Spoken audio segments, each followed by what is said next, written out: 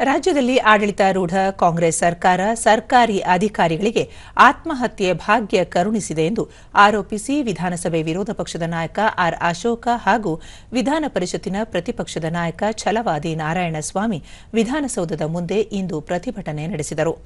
ಉಭಯ ಸದನಗಳ ವಿರೋಧ ಪಕ್ಷದ ನಾಯಕರು ಭಿತ್ತಿಪತ್ರ ಹಿಡಿದು ವಿನೂತನ ಮಾದರಿಯಲ್ಲಿ ಪ್ರತಿಭಟನೆ ನಡೆಸಿ ಸರ್ಕಾರದ ನಡತೆಯನ್ನು ತೀವ್ರವಾಗಿ ತರಾಟೆಗೆ ತೆಗೆದುಕೊಂಡರು.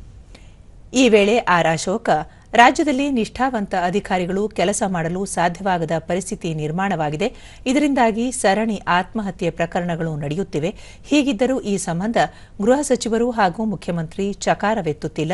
ಮೈಸೂರಿನಲ್ಲಿ ಪೊಲೀಸ್ ಠಾಣೆ ಮೇಲೆ ದಾಳಿ ಮಾಡಿದವರನ್ನು ಬಂಧಿಸಿಲ್ಲ ಎಂದು ಹೇಳಿದರು. ಛಲವಾದಿ ನಾರಾಯಣಸ್ವಾಮಿ, ಸರ್ಕಾರದ ಮತ್ತು ರಾಜ್ಯದ ಗಮನ ಸೆಳೆಯುವ ಉದ್ದೇಶದಿಂದ ಪ್ರತಿಭಟನೆ ನಡೆಸಿದ್ದೇವೆ. ಸರ್ಕಾರ ಉತ್ತರ ನೀಡುತ್ತಿಲ್ಲ. ಹೀಗಾಗಿ ಜನರಿಂದ ಉತ್ತರ ಬಯಸುವಂತಾಗಿದೆ. ಅಧಿಕಾರಿಗಳಿಗೆ ರಕ್ಷಣೆ ಇಲ್ಲದ ಪರಿಸ್ಥಿತಿ ನಿರ್ಮಾಣವಾಗಿದೆ ಎಂದು ತಿಳಿಸಿದರು.